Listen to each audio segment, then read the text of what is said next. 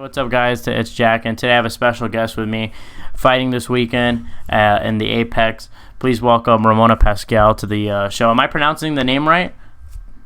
Yeah, Pascual, yeah. Yeah, that's what I thought. Yeah, you're going to be opening up the prelims. How are you feeling, so far in this fight week? Fight's a few days away. How do you feel leading up to this? Yeah, I'm feeling good. It's fight week, so all the hard work is over. Well, almost. It's just the weight cut now. So, yeah, everything's going according to plan, and, I'm starting to get excited. So, looking forward to Saturday. Just want to get the weight cut over with so that I can, get in there and have fun. Yeah, I was gonna say, your past two fights in the UFC were at featherweight, right? How was the weight difference going into this fight? 10 pounds less. What have been the challenges so far leading up to that? Yeah, 45 is an easy cut for me. I'm kind of an in-betweener, in between 35, 45. So sort of 35 is a hard cut, and 45 is sort of, pretty straightforward. So yeah, it just took some extra effort needing to coordinate with the nutrition team. The last time I fought at 35 was 3 years ago, and we're pretty much on the same trajectory, and I'm feeling really confident. So it's going to suck. It's going to be a hard cut, but nothing I haven't done before. Yeah, do you think that this is overall like a good move? Do you feel like, was this decision like influenced because you felt like the competition was like too big at featherweight, or was it based off just like just you feel like that's more your natural weight class? The UFC is not investing in the featherweight division for females, and they made that really clear. So they're really only looking for fighters to fill the bantamweight division. So that's, kind of the only thing. If you want to fight in UFC, the heaviest division is the bantamweight. They have had fights at featherweight, but they're sort of like those one-off fights. And, there are a few 45 girls that are dropping to 35. So that's just, the intention of the organization. Yeah, I was going to say, this was a big deal recently with Aspen Ladd leaving because the whole 145 issue. Do you feel like that they should make like 145 more of like a division like you see in other organizations like Bellator and PFL where they have rankings and things like that?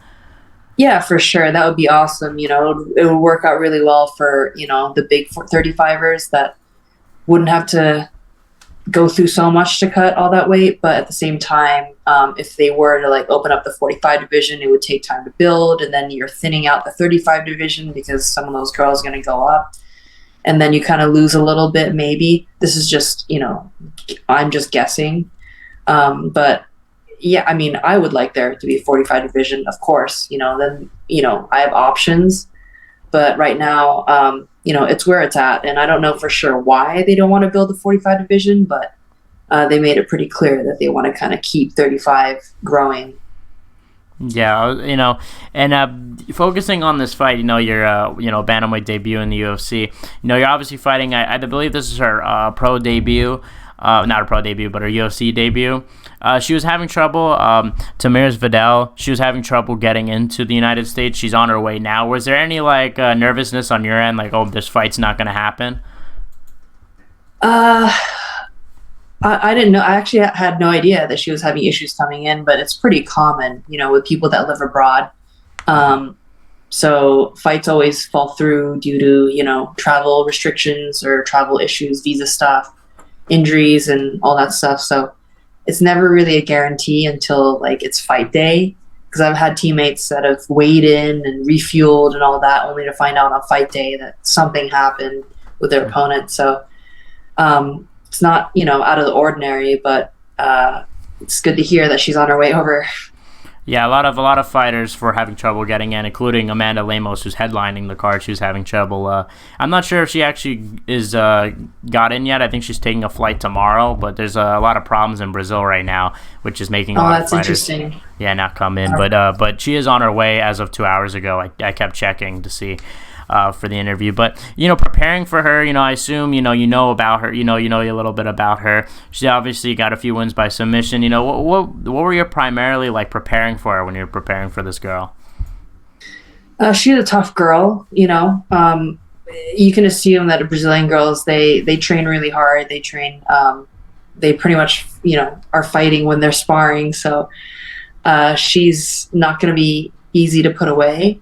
But I feel like I have the advantage over her technically, and I have a size advantage as well. So I'm going to try to capitalize on my strengths. Yeah, of course. And also, I wanted to ask. I was reading a little bit about you, and is it true that you were actually a rugby player, in your early 20s? Yeah, that's right. Rugby's really it's a huge sport in Hong Kong. It's very heavily supported. So yeah, we had rugby in schools, kind of like the same way like in America you have wrestling in schools, whereas like most other places, especially in Asia, we don't have that sport in schools. Therefore, a lot of people don't do it. Mm-hmm. So it kind of just was a natural progression. Like I played basketball, I played rugby on school teams, and then eventually went to college, came back, and got picked up by the national team because I played a bit of club rugby. And it was really because I liked the sport. I didn't love it. I love the physicality about it. Like I love the people that I trained with. But once I got injured and had to get surgery, I kind of never went back. Yeah, I was gonna say, a lot of people also, speaking of rugby, like attribute Alexander Volkanovski's like success. A lot of people say it's his rugby because he was, he's coming down. He was so big back then. A lot of people make a big deal about that. How do you feel, in your opinion, like how does rugby play affect in MMA? Like when you're fighting in MMA, is there any crossover? Does it help you in any way?